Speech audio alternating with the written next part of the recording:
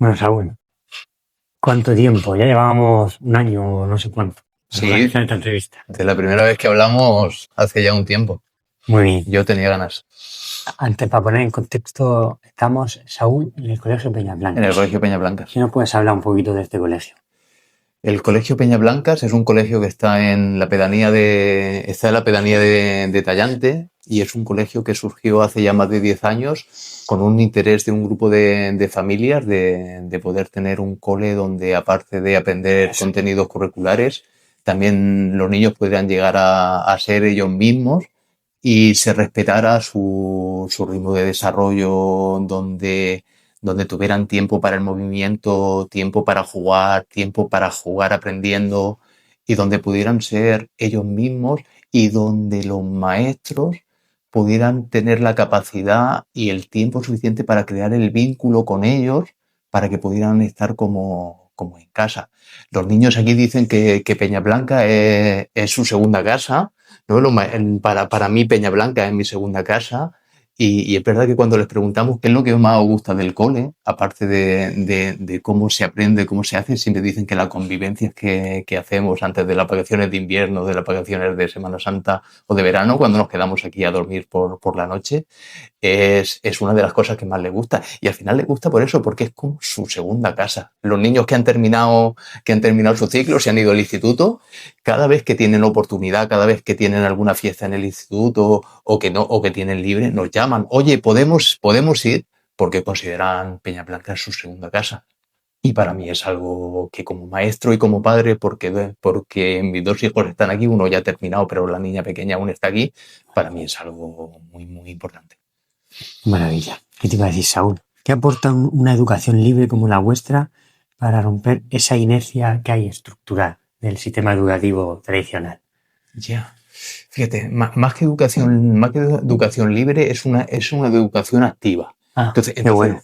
Entonces la educación activa, para mí, porque los niños tienen libertad, pero hablamos de activa porque la libertad va ligada a la responsabilidad. Entonces, cuando llegamos a las cuestiones intelectuales, los niños tienen capacidad para decirnos qué cosas, hay unas cuantas cosas o bastantes cosas, depende del momento, que los niños nos dicen, queremos aprender de esto, ¿no? Y los maestros lo cogemos con mucha alegría, porque nos facilita mucho el trabajo, porque el aprendizaje viene muy sencillo cuando viene de la emoción del niño, no cuando por una programación docente está estructurada en el momento. Entonces, que ellos tengan esa libertad para poner contenidos nos ayuda, pero les decimos que la responsabilidad es muy importante en esto, porque si los maestros vamos a estructurar unas sesiones, unas actividades con esas cuestiones que los niños quieren aprender, nosotros les vamos a pedir que se responsabilicen y que se entreguen en el aprendizaje de esos contenidos, ¿no? Entonces, eso es lo que realmente hace que se puedan dar aprendizajes significativos, porque tienen la libertad de que salgan de ellos, pero aparte porque hay un maestro que guía y les asesora y les pide que se tienen que entregar a ese aprendizaje que ellos han visto. Y porque al final un compañero trae un aprendizaje concreto y el resto de compañeros lo recogen con mucha más alegría y mucha más convicción que cuando lo traemos los maestros. Porque hay veces que cuando traemos los maestros gusta mucho, pero otras veces no gusta tanto. Pero cuando es del propio compañero, cuando lo trae el compañero, a ese niño le gusta mucho, a esa niña, pero a los otros compañeros también se involucran mucho más cuando son actividades que traen ellos. Porque la manera más usual que tienen, todos los miércoles nos juntamos la educación primaria en un corrillo, donde niños levantan la mano y te pueden llegar a decir, oye, a mí me gustaría aprender de los planetas, o oye, que quiero saber más de la ciudad de París, o quiero, bueno, un montón de cuestiones que cuando ellos los expresan, los maestros nos damos cuenta que al final la mayoría de las cosas están en el currículum oficial, y que es muy fácil llevarlo a nuestro programa de opción docente. Muy sencilla. ¿Qué hace único al colegio Peñablancas? Ay, único. Para mí. Especial, ¿no? Mira, hay algunas cuestiones. Único y especial. Para mí, los maestros gastamos mucho tiempo en el vínculo con los niños. Entonces, de llegar a conocerlos bien, muy bien. Entonces, gastamos tiempo en eso, porque cuando tú conoces bien a un niño, el niño se empieza a dar cuenta que él puede estar aquí en el cole siendo el mismo. Entonces, cuando él mismo se da una relajación muy grande en su manera de estar. Cuando un niño está relajado en un cole, está relajado en su cole, los aprendizajes llegan solos, ¿no? Entonces, cuando un niño está tensionado o tiene alguna situación con su hermano, con un primo, con papá o con mamá, nosotros con ese vínculo ya identificamos. Entonces, es muy fácil tener una conversación con él para hacer que ese conflicto se pueda resolver. Porque cuando el niño está relajado, los aprendizajes van solos. Entonces, ¿qué hace Único Peñaplancas? Hace ya 6 años, 7, nos dimos cuenta, los maestros que estábamos aquí de base, que había veces que los niños no estaban centrados en los aprendizajes o no estaban centrados en las relaciones con sus compañeros o que no querían relacionarse bien. Y entonces hubo un paso, ¿no?, donde le solicitamos a la cooperativa, porque Peñablanca es una cooperativa de padres y madres, le solicitamos que necesitábamos ayuda psicológica. Entonces, hace 6 años vino el primer psicólogo del cole, que fue Paco Jorquera, que trajo toda la batería de cuentos, toda la cuentoterapia de la escuela de Murcia. Él estuvo un año con nosotros y después vino Miriam Madrona, que es la actual psicóloga, que ha sido la que a los maestros nos ayudó a poder entender muy bien los nudos en las relaciones que tenían los niños. Y nos ayudó también en cómo transmitirle, cómo ser el puente de la información entre los tutores y las familias, porque lo que nos hemos dado cuenta es que cuando tú tienes una tutoría con un papá, con una mamá, la mayoría vienen preocupados por la cuestión intelectual, y es así, y yo como padre me preocupa la cuestión intelectual, pero cuando llega el momento que tú empiezas a contarle a un papá y a una mamá las cuestiones de las relaciones que están dando con otros compañeros o que están dando con los maestros, al final va muy fácil a las relaciones que tienen en casa entre papá y mamá y los maestros. Entonces, eso le interesa muchísimo a los papás y a las mamás, porque es como, al final nos dicen, ayúdanos, porque esto nos está pasando continuamente en casa, ayudarnos a ver cómo podemos mejorar la situación en casa.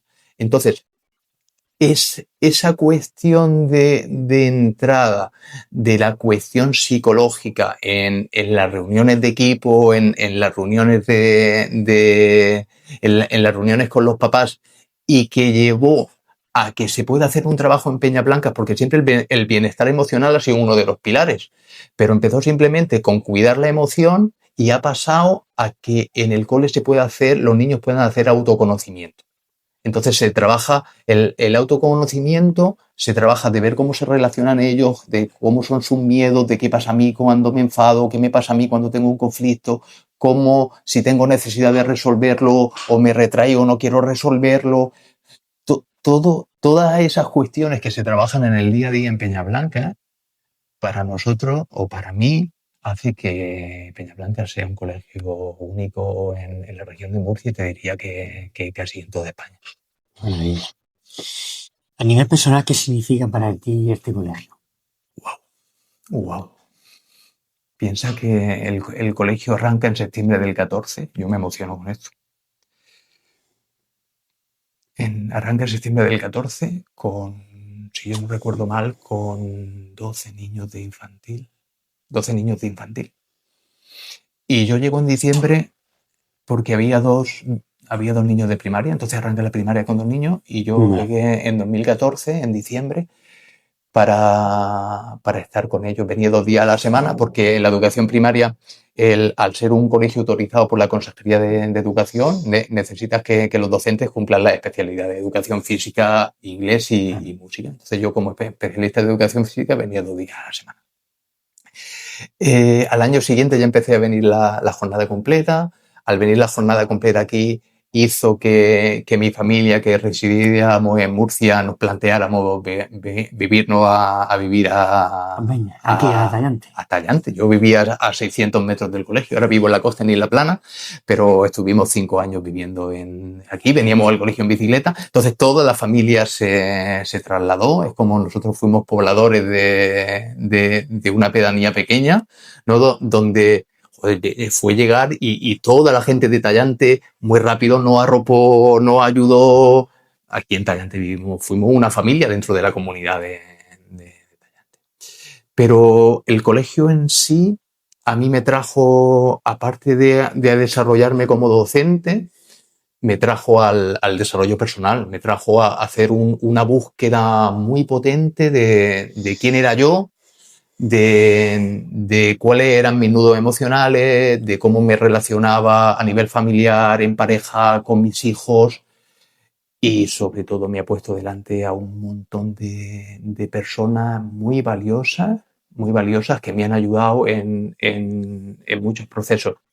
Yo tuve hace 7 años una crisis muy grande en el colegio, donde bueno, yo soy capaz de decir que estuve 2 meses deprimido, ¿no? Depresión, ¿no? 2 meses con depresión, donde me planteé dejar el colegio, me planteé dejar la docencia, pero al final lo único que me ayudó muchísimo a darme cuenta de que había cosas que venían de mi infancia, de que venían de las relaciones con mi papá y con mi mamá, que yo tenía que empezar a hacerme cargo de ellas, ¿no? Y eso fue al final lo que me hizo crecer como persona y lo que me hizo que en todo el proceso de introducirme como un maestro donde yo llegué, siempre todos los maestros es cómo ayudar a los niños con las cuestiones intelectuales, ¿no? De pasar, de hacer una evolución de eso a ayudarle en las relaciones sociales, ¿no? Donde la intelectualidad es muy importante, pero las relaciones sociales son, para mí, mucho más importantes que la intelectualidad. Entonces, para mí ha sido un crecimiento abismal, ¿no? De poder todo eso que yo aprendí del colegio, poder ponerlo en todos los aspectos de mi vida, ¿no? Y cuando yo me pongo a mirar la vista atrás, decir, la persona que Saúl es ahora, a la que llegó en diciembre de 2014, es como decir, gracias, Peña Blanca, gracias. Y me emociono muchísimo. Aquí te acogieron. Aquí me acogieron, pero aquí me acogí yo. Yo fui capaz de acogerme, y puedo decir que ahora en la mayoría de momentos de mi vida estoy en paz. Y estoy en paz gracias al colegio, me acogieron porque estoy en una profesión que me gusta mucho, que disfruto, tengo la gran suerte que me levanto por la mañana y soy de los que voy a trabajar y me gusta venir a trabajar. Y No trabajas en sí, es como una familia, ¿no? Te sientes aquí como que no estás en sí trabajando, se te pasa el tiempo y estás con los críos. Peñablanca siempre ha sido una familia donde, cuando yo te hablaba hace un momento de mi crecimiento en ese momento que fue duro, porque al final, como se dice, en mi pueblo se dice que en todas las familias se cuecen habas. Sí. Entonces, Claro. entonces al final es como poder, cuando vienen los momentos dificultosos, cómo poder respirar, cómo poder yo mismo acordarme de la importancia del autoconcepto, de que yo soy capaz, de que yo soy valioso sin competir, de que si yo no me estoy entendiendo con alguien, la cuestión es poder sentarme, poder hablar desde el corazón, qué es lo que está ocurriendo, y poder estar tranquilo y en paz y en el presente. Y al final es lo que le intentamos enseñar a los críos todos los días aquí en el cole, ¿no? De que ellos sean capaces de poder venir a un espacio donde van a aprender cultura general para su futuro, pero donde se van a relacionar con niños y con adultos, y donde tienen la capacidad de ser y expresar cómo tú te estás sintiendo y qué necesitas.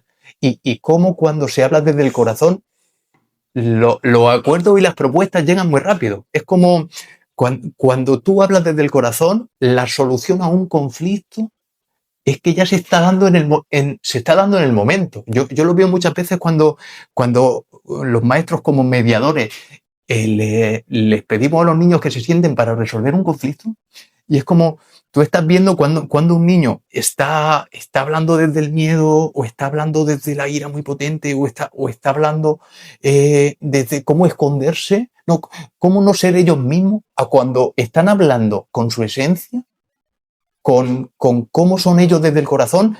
Yo ya sé que termina la conversación en 1 minuto y medio. Y esto pasa con los adultos también. Y esto es lo que a mí me enseñó Peña Blanca. Y esto es lo que para mí es el emocionarme del cole, porque muchas veces me pongo a pensar y digo, ¿dónde estaría yo? ¿O qué sería en este estar en paz que estoy ahora si yo no hubiera dado con este espacio. ¿Qué sería de tu vida, no? Ese es tu sitio perfecto ahora mismo. Yo puedo decir que en mi estar adulto ahora mismo he sanado muchas cosas de mi infancia. He podido comprender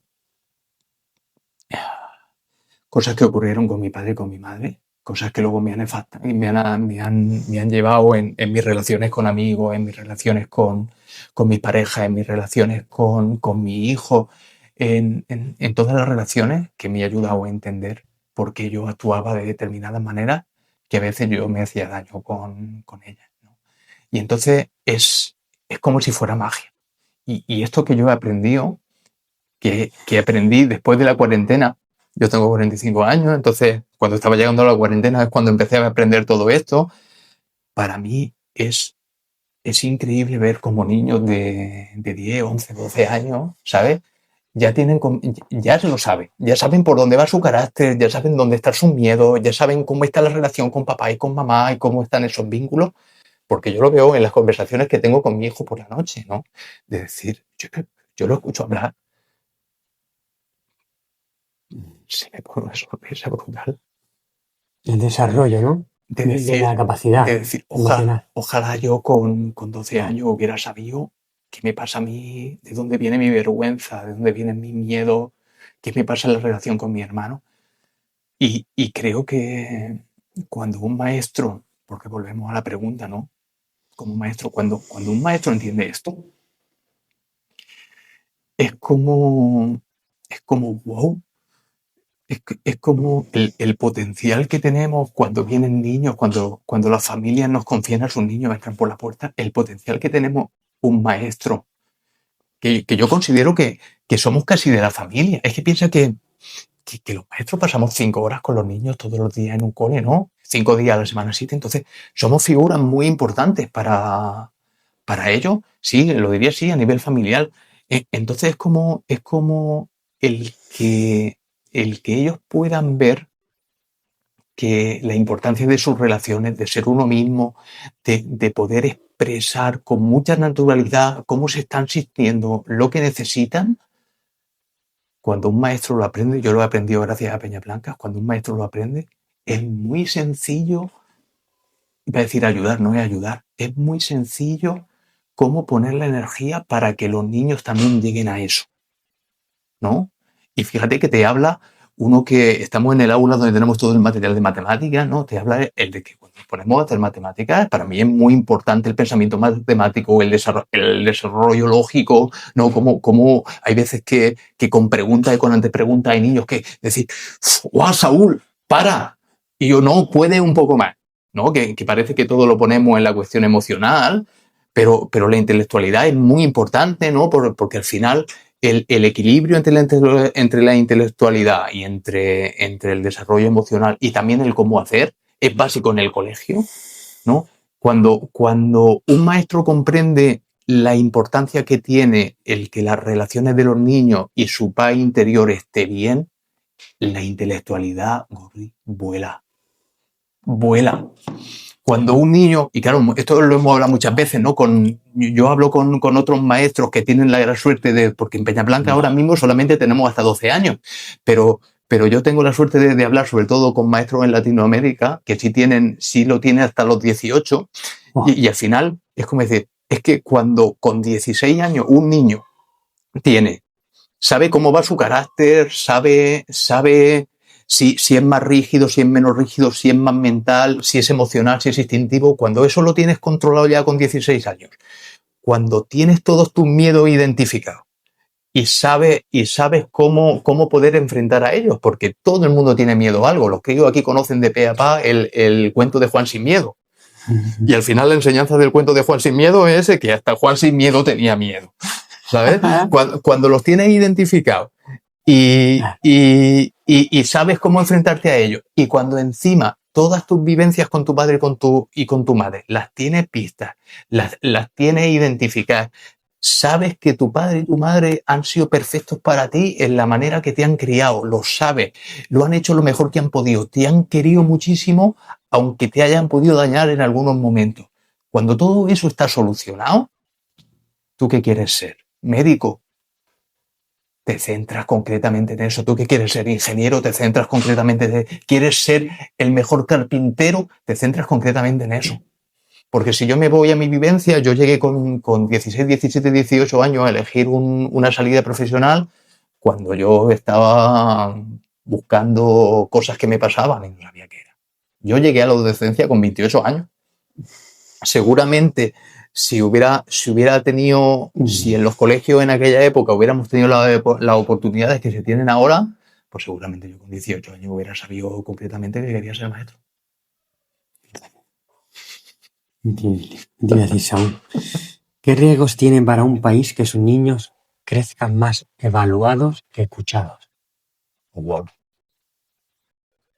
Mira, Que siempre ha estado de el primero las notas, saca estos números, saca 10, saca 9, pero al final se quedan números, ¿no? En vez de estar con el crío, atenderlo, escucharlo. Parte ya te lo he contestado, pero vuelvo a contextualizar.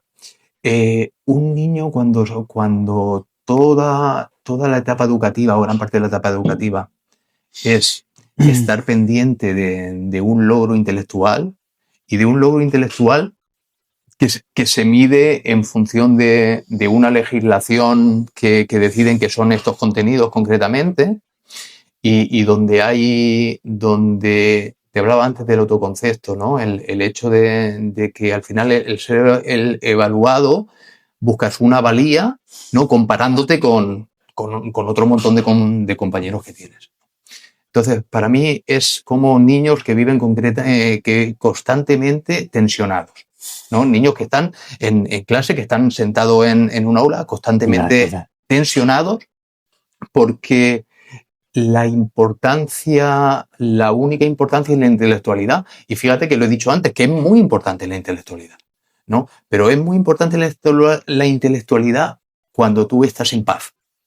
Entonces, bajo mi punto de vista, en los colegios y los institutos, cuando no se genera el vínculo con el niño, el niño no puede realmente estar tranquilo de decir, hay un maestro o hay una institución que a mí por lo menos me da la oportunidad de poder expresarme tal y como soy, ¿no? Entonces, es como paso de puntillas, trabajo mucho de aquí, pero todo lo que yo soy y todo lo que yo hago y todo lo que como yo lo hago, porque al final cada niño desde su intuición hace de una manera diferente, es como eso no es visto.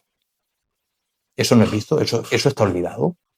Entonces, para mí es un problema porque los niños se centran toda su estancia educativa en aprender a cómo solvento la asignatura, aprender a hacer un examen. Y claro, decías no ser escuchados. Bueno, sabes que de vez en cuando asoman noticias de que han pasado cuestiones graves de violencia de género en institutos. Hay el famoso caso, ¿no? Ahora uno está en auge del suicidio en los jóvenes. Claro, al final cuando pasan este de suicidio que creo que fue en Sevilla o en Andalucía, la chica, hace unos años también pasó una muerte de violencia de género en un instituto en Totana, si yo no recuerdo mal. Cada vez que pasan estas cosas es como poner el acento y hay entrevistas a los docentes. Yo me acuerdo de escuchar entrevistas donde decían, es que siempre estamos poniéndole tanta atención, si nos vamos a secundaria, poniendo tanta atención, por ejemplo, a las integrales, a la formulación química, al análisis sintáctico de lengua. Dice, pero al final no los estamos acompañando en las relaciones sociales. Bajo mi punto de vista, ese es el talón de Aquiles que tiene ahora mismo la educación. Porque si yo te decía que aquí hasta con niños con 12 años se puede trabajar en la identificación de su carácter, en qué pasa con sus emociones, con sus miedos, yo tengo claro que de 12 a 18 años es la edad clave para seguir trabajando todo eso. Y claro, no soy experto en cómo está la programación y la estructuración en secundaria, pero a mí me da que si en primaria, en colegios que no son como Peñasblanca, no hay mucho espacio y mucho tiempo para trabajar esto, imagino que en la secundaria, donde el nivel de contenidos es mucho más grande, ya llegan a momentos donde las notas son importantes para tu futuro profesional, yo imagino que no hay mucho tiempo para que tú te puedas sentar, como estamos tú y yo, con un niño a hablar de sus cosas importantes relacionales. Y aquí en Peñasblanca cuidamos mucho esto. Y yo siempre que de vez en cuando, hay veces que nos avisan del centro de profesores o de alguna universidad, nos avisan y nos dicen, oye, venir. Mira, me acuerdo una vez que era tu experiencia, me preguntaban por mi experiencia en Peñasblanca, que me había contribuido. Y al final siempre decía que para mí es el mejor. Yo he pasado de ser el maestro friki de las matemáticas, ¿no? Y me siguen gustando mucho, a ser el maestro que cada vez que hay una cuestión emocional, una cuestión que es como, aquí hablamos yo a mis compañeros, digo, se me ponen las orejas tiesas cuando yo observo una cuestión que creo que es importante, yo paro, lo paramos todo y nos sentamos ahí en la alfombra o nos sentamos si es entre dos, y si es entre todo el grupo. Y nos paramos y lo charlamos y lo expresamos. Y vuelvo a lo que te decía antes. Cuando llega el momento que los niños están hablando desde su corazón, cuando sus pensamientos pasan por el corazón, se resuelve. Es como, ahí se produce magia. Entonces yo animo, siempre que hablo con docentes, a que puedan poner un espacio. El otro día estábamos en un curso en un colegio en Cartagena, donde mi amigo Paco Jorquera, que era el que llevaba, animaba a que en primaria también tuvieran momentos de asamblea, porque él sabe que en toda la etapa de infantil, en todos los colegios tienen asamblea, pero cuando se llega a primaria, claro, allí nos decían, sí, en primero de primaria, segundo, pero ya después no. Yo soy el tutor de los niños más mayores de Peñasblanca, y ahí en esta alfombra que tenemos aquí detrás, todas las mañanas gastamos 5 o 10 minutos. Tenemos nuestra asamblea los miércoles, tenemos todos nuestros momentos donde hay cosas importantes que nos sentamos, pero todos los días, porque al final, cuando nos sentamos en esa mañana, yo en el momento entra un niño por una puerta, como está el vínculo hecho, nos conocemos, también es verdad una suerte porque piensa que los niños que están en el sexto de primaria, yo los conozco algunos desde que entraron con 3 años, ¿sabes? O sea que son 9. Entonces, pero aún así, aunque lleven menos tiempo, yo entran por la puerta y ya sé cuando un niño viene que ha pasado algo en casa o ha pasado algo con un hermano, con un primo o en un cumpleaños con los propios amigos de aquí. Y entonces el simple hecho de sentarnos y preguntarles cómo están, cómo ha ido el día, cómo ha ido el fin de semana, ya da la oportunidad de que salga esa cuestión de que él la lleva agarrada. Entonces, te diría con esto que hay tiempo, 5 horas al día, 5 días a la semana, hay tiempo para que los niños pudieran ser escuchados y para que salgan con el nivel de la intelectualidad que se necesita. Hay tiempo. Habría que movilizar la programación, pero hay tiempo, ¿eh? ¿Y qué piensas de la sobreestimulación que se le da a los niños hoy en día? ¿De las actividades extraescolares que se les satura a los niños hoy con actividades extraescolares y está un poco a lo mejor con la familia? Claro, fíjate, esto ya no solamente como docente, sino como padre, porque yo soy papá donde mis críos me piden. Entonces, un niño cuando pide, cuando hay una cosa concreta que le llama la atención y le gusta, yo soy partidario de buscarle la actividad. Otra cosa diferente es cuando yo necesito por conciliación, ¿no? que estén muy ocupados para que yo pueda hacer mis cosas. Es que es un tema complejo. Es un tema complejo. Extraescolares, cuando a los niños les gustan las actividades, por mí está bien. Ahora, que eso produzca un estrés a nivel familiar de monta en coche, venga que llegamos tarde, sácalo de una a una hora y llevarlo a la otra, porque yo muchas veces con las familias con las que coincido eso lo veo, ¿no? Y muchas veces intento poner encima de la mesa el debate. hay una extraescolar o hay extraescolares que son muy sencillas, que van muy tranquilas y que generan mucho bienestar en la familia. Tener unas bicicletas preparadas en casa, ¿sabes? Para que en una tarde se pueda salir en bicicleta es una actividad extraescolar brutal. Tener juegos de mesa, fíjate, hasta juegos de mesa intelectuales, ¿no? A nivel lógico-matemático. Es como, para mí es que actividades extraescolares sí, pero que no produzcan estrés, ni en los niños, ni en los papás, ni en las mamás. Porque, ya te digo, yo hoy es lunes, esta tarde llevo a mi hija a hacer gimnasia artística porque le gusta muchísimo, pero yo veo allí a la salida de la gimnasia artística como hay hasta coches arrancados, ¿no? De que, venga, sal, móntate, que nos vamos. Y cuando yo pregunto, ¿no? Cuando empiezo a tener confianza, pregunto, no, es que ahora tenemos baile en el otro lado y es que llegamos tarde, no quiero ir.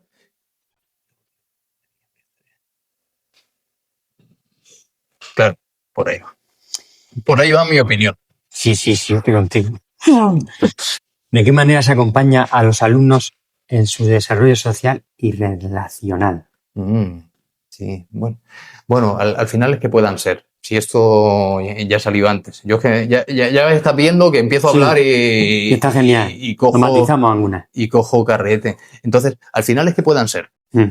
Que puedan ser y cuando tú puedes ser y encima tienes la disponibilidad y el tiempo en el cole para poder relacionarte, porque aquí lo tenemos, pues claro, al final en toda relación tú pones tus intereses, el otro pone sus intereses, sus demandas de tiempo y está claro que aparecen conflictos. Entonces, los conflictos muchas veces se les tiene mucho miedo. Pero no solamente en un colegio con niños, sino en los conflictos a nivel adulto. Es como decir, mucho miedo porque el que te está hablando, una de las cosas que le pasó en Peña Blanca y que fue un momento de crisis es que a mí me costaba mucho afrontarlo. Entonces, para mí lo natural que era. Para mí lo natural era, me piro. Yo no quiero. Entonces, esto está en la sociedad. La cuestión es que cuando aparece un conflicto, si tú en vez de tenerle miedo, si tú en vez de decir, joder, a ver, que se va a liar gorda o va a ser aún peor o vamos a formar algo más grande, tú lo enfocas como una oportunidad de aprendizaje, ya con ese cambio, ya es como decir, ya llega la relajación. Si tú ya lo enfocas a los niños o a los adultos como que un conflicto es una oportunidad de aprender, ya automáticamente ya llega relajación. Y entonces, cuando eso lo enfocas así, vamos a sentarnos. Porque antes decías, Peña Blanca, un cole familiar, ¿no? Yo decía, familiar, en la familia hay conflicto. Vamos a sentarnos a ver de qué manera podemos buscar, fíjate, y no lo he dicho aún, pero es importante en Peña Blanca, la propuesta. La palabra propuesta aquí es muy importante. Vamos a ver qué proponemos donde todos podamos estar cómodos y estar a gusto. Y esto pasa en Peñablanca todos los días, pero te diría que hasta con los niños de la infantil, ¿no? Porque hay muchas veces que hasta los niños de la infantil son capaces de decir, me estoy sintiendo mal con esto, ¿no? Entonces, esa es nuestra manera de poder ayudar a los niños a que no solamente aquí, sino por donde vayan, ¿no? Las relaciones sean fluidas, estén en paz y estén cómodos. Mira, ¿qué nos dicen? Con los niños, claro. Y esto me da para entrar a una cuestión que todos los papás que vienen a Peña Blanca siempre preguntan. Sí, lo hacéis diferente, nos gusta mucho la metodología, pero cuando se vayan luego y entren al sistema tradicional, ¿qué va a ocurrir? Bueno, pues llevamos ya, esta es la sexta promoción. No, la quinta promoción que sale es análisis. Los niños cuando llegan al instituto tienen un proceso de adaptación porque pasan a un sistema mucho más programado, con exámenes y con deberes que en Peña Blanca no hacemos. Nosotros evaluamos, pero no le mandamos deberes y no hacemos exámenes. Evaluamos con la observación. Entonces, ahí llevan un proceso de adaptación. Y hay niños que les cuesta un poquito menos y otros que les cuesta un poquito más. Pero cuando llega Navidad, todo lo que hemos hablado con toda la familia, los niños están bien adaptados. Pero lo que nos dicen algunos maestros, algunos profesores que están en los institutos, es que dice, joder, es que los niños que vienen de Peña Blanca, cuando hay una cuestión entre compañeros, ¿sabes? Son ellos los que ayudan a gestionar. claro, llevan viéndome a mí, llevan viendo a las compañeras cómo hacemos la mediación en eso, entonces saben. Y hay un conflicto en el patio entre compañeros, y si han hecho vínculo con ellos, ¿sabes? Los juntan, les dicen, venga, veniros. Y así, y tú ¿cómo te estás sintiendo? ¿Y tú qué necesitas? Hasta que aparezca la propuesta. Y claro, los profesores hay veces, porque tenemos de varios institutos de Cartagena, hay papás aquí que vienen, traen a los niños cuando tienen 3 años, que al principio, que conforme va generando el vínculo, entonces pues yo trabajo en el instituto ¿no? Y al final vienen y nos cuentan. Y dice, pues ¿sabes que el niño? Claro, pues sí, lo hemos tenido aquí un montón de años. Entonces, es como llegan, son capaces de llevar el ritmo de la intelectualidad, pero aparte tienen unas herramientas que son muy útiles para su vida diaria, siendo niños, siendo adolescentes o cuando lleguen a la edad adulta. ¿Qué es lo que el Ministerio aún no entiende de la infancia que en Peñablancas veis cada día con absoluta claridad? El tema de la infancia. Hay ahí un choque, ¿no? Sobre todo los que, bajo mi punto de vista, los que con el mejor criterio del mundo elaboran las leyes curriculares, creo que lo que no terminan de entender aún es que si queremos que los niños sean capaces de gestionar sus relaciones bien, y fíjate que volvemos a lo mismo, ¿no? Sean capaces de gestionar sus relaciones bien, les tenemos que dar tiempo y espacio a eso. Si tú todo el tiempo diario de un colegio en un colegio o en un instituto, el tiempo está sobrecargado a la intelectualidad, no hay espacio a lo otro. Bajo mi punto de vista, eso es lo que no entienden. Entonces, podría decir, es que no recuerdo ahora mismo el nombre, en un congreso educativo que organizaba UCOER en Murcia, allí hace unos años, donde vino la ponencia estrella, no me acuerdo del nombre, pero me acuerdo que la trajeron justo cuando venían los políticos a clausurar, y que la mujer, con todo su criterio, se esperó a que llegaran los políticos y se sentaran en la primera fila para decirles que el currículum había que podarlo. Había que podarlo. ¿No? Podar es lo que hacemos los que venimos de pueblos pequeños. yo he podado almendros y he podado olivos, ¿no? Es decir, sí, porque hay yo como maestro hay un montón de contenido en la ley que son básicos y que los niños tienen que saberlo bien, y que aquí ponemos mucha energía en eso.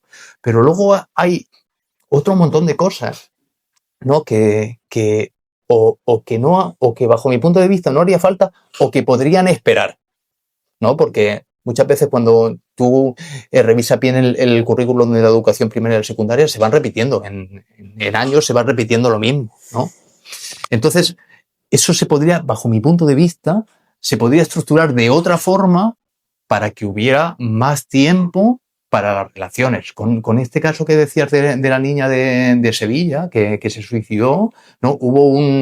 Mi hijo, que está ahora en el instituto, estuvo de huelga, y una de las propuestas del sindicato estudiantil una de las propuestas era que vinieran más psicólogos a los centros educativos, ¿no? Y yo, claro, yo lo veo y digo, fíjate, por lo menos están demandando algo que es interesante, pero que bajo mi punto de vista lo podrían hacer los maestros. Si los maestros supieran, y lo he dicho antes, la importancia que tiene el que tú seas un buen gestor de contenidos curriculares, porque tú tienes que dominar las materias que das, las tienes que dominar, pero al dedillo. Pero que si encima tú fueses capaz de saber la importancia que tiene el desarrollo personal, y el que tú que estás todos los días, porque no es una cuestión que podamos dejar, bajo mi punto de vista, en un servicio de orientación. Nosotros aquí tenemos una psicóloga que viene una vez a la semana o 2 veces a la semana, pero la mayoría del trabajo gordo de las cuestiones emocionales con los niños lo llevamos los tutores. Y los llevamos los tutores porque llevamos años formándonos, y voy a decir, y molestándonos en hacernos buenos en eso, porque hemos visto la importancia que tiene.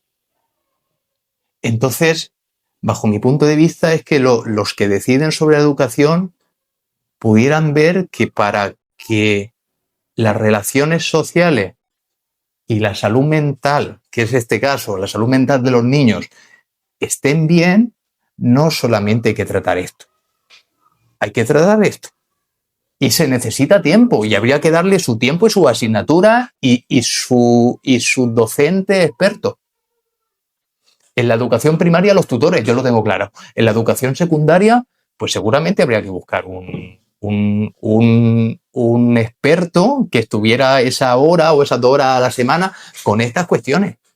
No en un servicio de orientación que está saturado, ¿no? Porque yo pregunté no hace mucho, me dijeron que había 2 personas para 700 alumnos. Y yo digo, si yo, ¿qué hago? ¿Qué podemos hacer aquí? Los tutores podemos hacer una labor de orientación educativa en Peñablanca, que nos gusta, que nos estamos formando en eso. Tenemos 40 niños y lo hacemos bien, ¿no? Y hay veces que hasta nos cuesta. 700 alumnos adolescentes y 2 orientadoras. No sé si te contesto con esto. Total. Qué grande eres.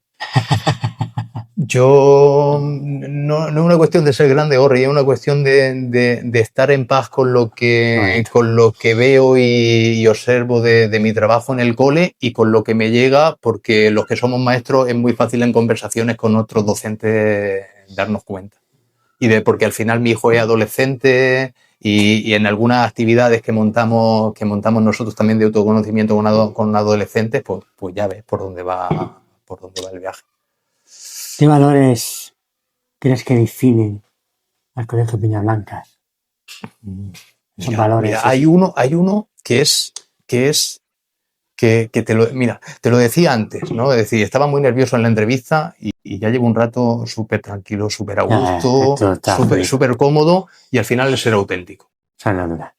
El ser auténtico, ¿no? Y el poder hablar, y el poder hablar desde el corazón. Entonces, ¿qué se necesita? Uno de los valores más importantes de Peñablanca es el respeto al ritmo evolutivo del niño. Uno de los momentos clave es cuando se pasa de la infantil a la primaria. Tercero de infantil, primero de primaria. En tercero de infantil es como un espacio súper bonito, ¿no? Con un montón de materiales a disposición, donde las maestras preparan sus actividades, pero el niño que quiere ir a la actividad va, el que no sigue con su interés, con sus juegos, y es maravilloso, ¿no? Llegas a primero de primaria y ya te encuentras un aula con pupitres, te tienes que sentar, ya vamos a las matemáticas fuertes, ya vamos a leer fuerte,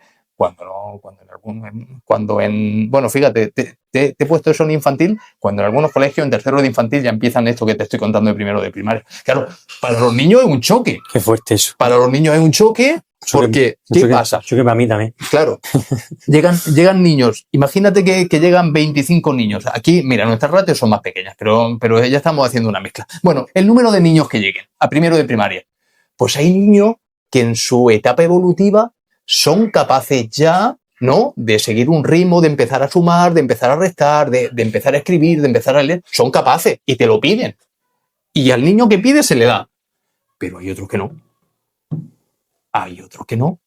Entonces, los niños que no, si tú no les das la libertad de soltar eso, lo pasan mal. Lo pasan mal. Yo he visto niños aquí, porque aquí tienen la capacidad. El que llega primero de primaria, la clase de infantil se llama hojas verdes. Las puertas están abiertas. Y hay niños que vienen aquí, entran la primera semana con muchas ganas de estar en primaria. ¿Qué ganas tengo? Y entran aquí el primer día. El primer día no, porque la primera semana no, pero a partir de la segunda semana, y que te dicen, oye, ¿yo me puedo ir a hojas verdes? Claro que te puede ir a hojas verdes. Porque no le interesa, porque a nivel evolutivo, ¿sabes? A nivel del desarrollo de su cerebro no está preparado aún para gestionar esto. Entonces, la experiencia nos ha dicho que nosotros hemos tenido niños en primero de primaria que han estado todo el año en tercero de infantil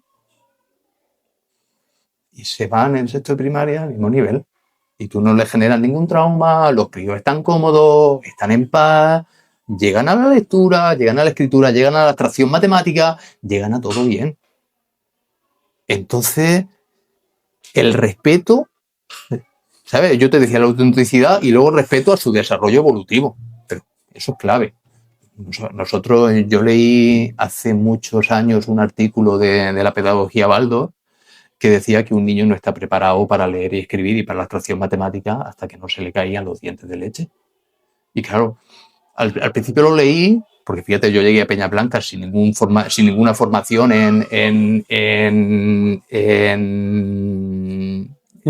educación un poco más alternativa, ¿no? Sí, fíjate, ahora me he enganchado. No quería decir educación alternativa, en metodologías de observación, en metodologías de observación del desarrollo de los niños.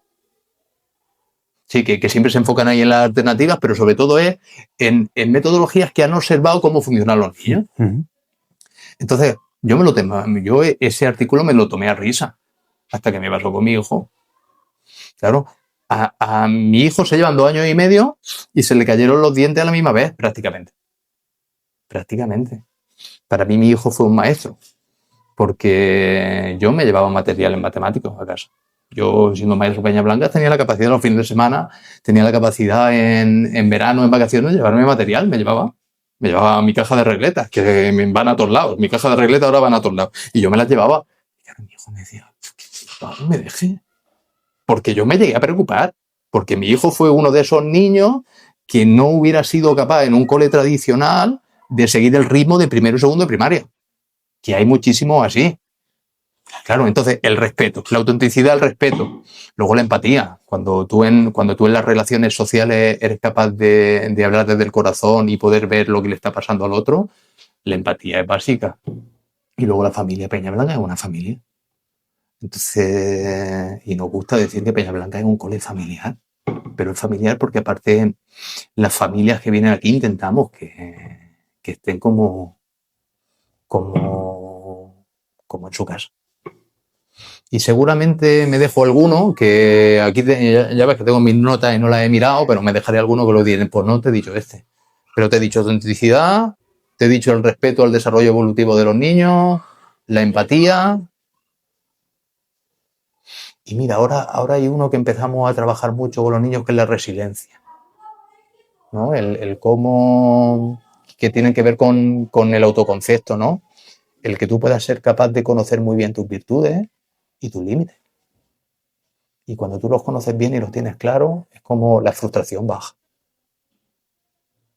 Sí, el intentar la colaboración también, ¿no? Es como cada vez que hacemos juegos con los niños, sea en el exterior, sea en el interior, cómo buscarle la variante para quitar la competición, que para mí también ha sido una cuestión muy potente, yo que venía de juegos deportivos, de fútbol, de cómo quitar el interruptor de la competitividad, porque muchas veces los niños me llaman para jugar al mate y yo me empiezo a jugar al mate y llega un momento que digo, venga, Saúl, bájate el interruptor, ¿no? Porque es de todo lo que yo viví desde niño.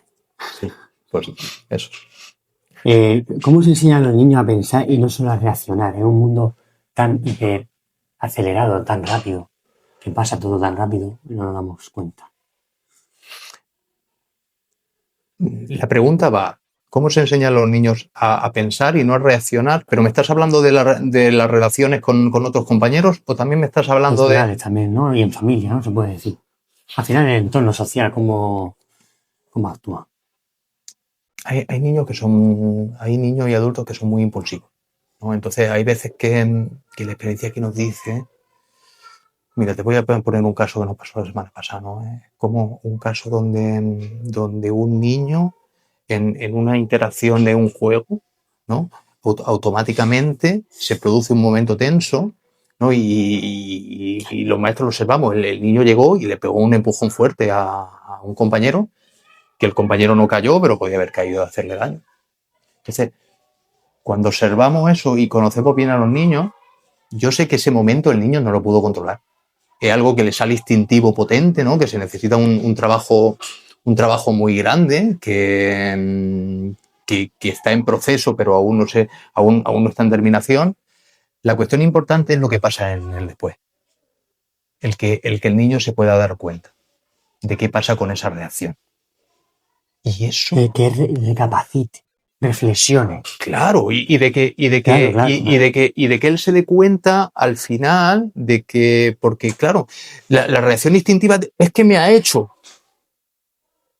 Sí, Claro, no actúa a decirle, eso está mal, castigado, no. ¿Por Sí. qué lo has hecho? ¿No? Claro, que y profundice. Él te ha hecho, pero fíjate, Claro. cuando tú te estás sintiendo, mal tratado por un compañero, tú tienes dos vías. O ser capaz de respirar y decirle, esto para mí no me hace bien, no me está gustando, o entrar tú en una dinámica de volver a maltratar.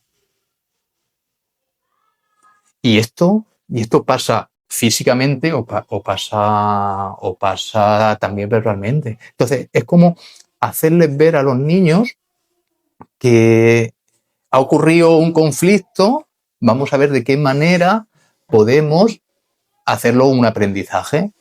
Y el aprendizaje es que tú te hagas cargo de lo tuyo. Y sobre todo de poder estar en la posición que te toca y no justificar.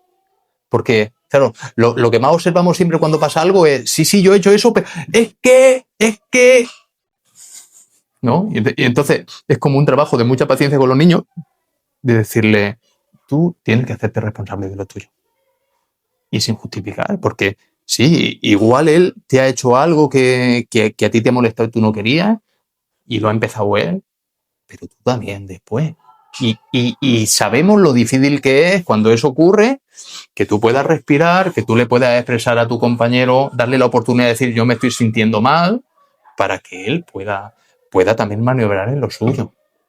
Eso en la cuestión de conflicto. Pero hazme otra vez la pregunta, porque igual hay otra manera también de contestar. Venga por aquí. Venga, dímelo otra vez. Sí, ¿cómo se enseña al niño a pensar y no a reaccionar impulsivamente? ¿No? Y a ir por la vida reaccionando sin pensar, o a lo mejor sin reflexionar. Con el autoconocimiento. Pero esto no es solamente con los niños, sino también es con los adultos. Bueno, claro, Porque al final la cuestión es, cuando tú tienes una reacción, lo que pasa después de esa reacción, ¿a ti te deja en paz o no? Volvemos a pasar por el corazón, volvemos a ver cómo buscamos pasar por el corazón, porque esa reacción a ti te ha dejado en paz o no. La pregunta muchas veces es, sí has hecho eso, pero ¿tú te has quedado tranquilo con lo que has hecho? ¿Estás tranquilo con...? Y cuando se habla el corazón y son sinceros, te lo dicen.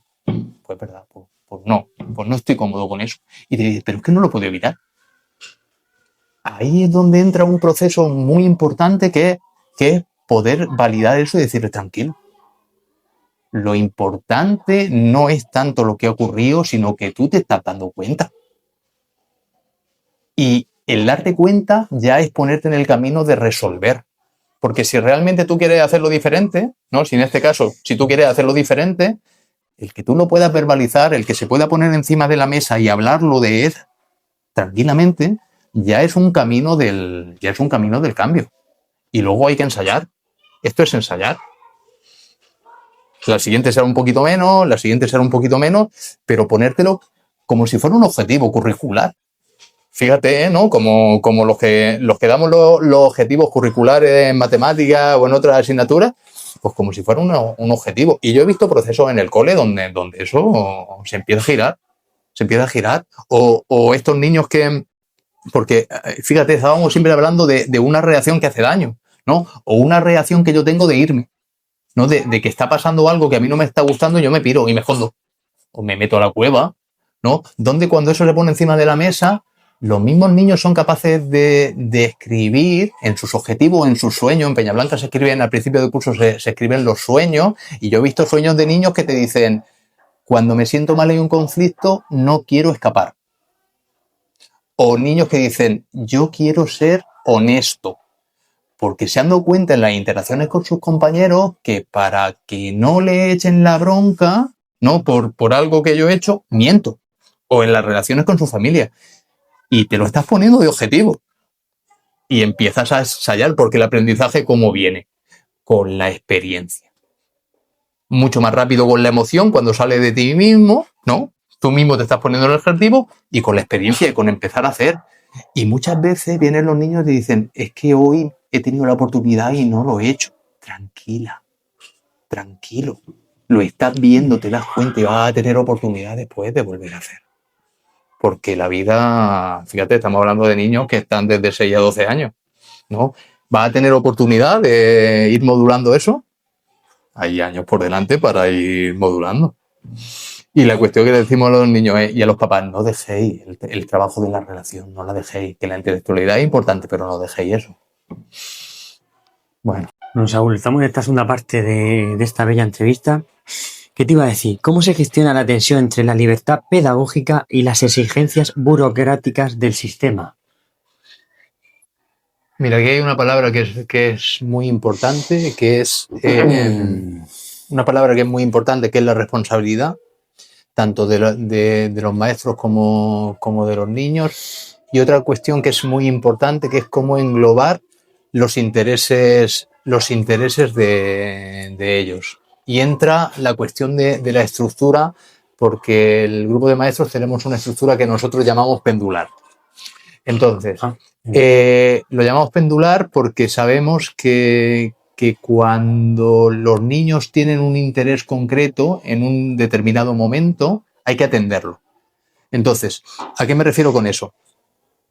Por ejemplo, si un niño viene porque se le ha caído una muela y viene a enseñarla, viene con su muela a enseñarla, automáticamente los maestros sabemos que ese es el día de tratar la dentadura.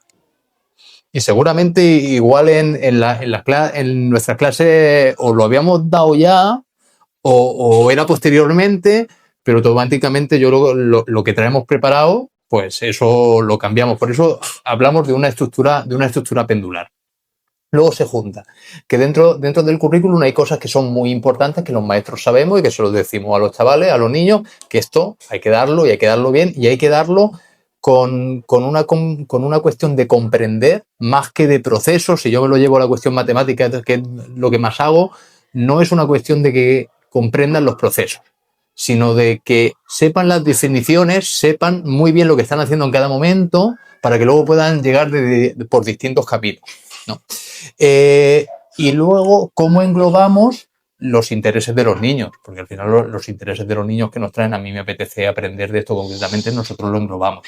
Y creo que ya lo había hablado antes de con esa responsabilidad. Tú tienes la responsabilidad de, en los momentos que trabajamos la intelectualidad, de trabajar bien y de entregarte, que es una de las palabras que les decimos a los niños. Ahora toca concentrarse aquí en este momento, en esta determinada cuestión, y estar en el presente, no estar en lo que va a hacer luego en el recreo por la tarde, porque al final es cuando se pueden dar, es como que los procesos de comprensión, si estás aquí centrado, van mucho más rápido. Entonces esa es una de las cuestiones importantes. Gracias por la pregunta. Gracias, Saúl. ¿Qué importancia tiene el movimiento en el desarrollo de los niños en Peñablancas? Claro. Interesante. Esto es muy interesante porque al final... Que no estén sentados todo el día, ¿no? Siento estabilidad. Claro, si tú te pones en una óptica adulta, en una óptica de prevención de riesgos laborales, te dicen, el que trabaja de oficinista, ¿no? Cada 40 minutos que se levante y se dé una vuelta. En cambio, luego, en un colegio los sientan, ¿sabes? Y muchas veces es como no te levantes. Bueno, las aulas de Peñablancas tienen menos mesas que los colegios convencionales, tienen un sofá, tienen alfombras, porque al final el aprendizaje es dinámico y que se pueda dar esa cuestión de movimiento. Hay niños que les gusta más estar en mesa, otros que les gusta estar en el sofá, otros que les gusta estar en el suelo, actividades que son de estar en mesa, actividades que se pueden hacer en el suelo. Y sobre todo la libertad, porque esto se lo decimos mucho a los niños, ellos no tienen que pedir permiso para ir al baño, no tienen que pedir permiso para si tienen hambre, porque en mitad, sí, a las 11 es cuando salen al patio, ¿no? O cuando se paran las actividades regladas, pero si un niño a las 9:45 de la mañana tiene hambre, nosotros les permitimos que vayan a comer. Es verdad que estamos observantes, porque si un niño todas las mañanas a esa hora se va a comer, pues le vamos a decir a ver qué está pasando. Pero sí que tienen una facilidad de como una naturalidad, ¿no? De poder moverse dentro del espacio y dentro de los momentos de concentración.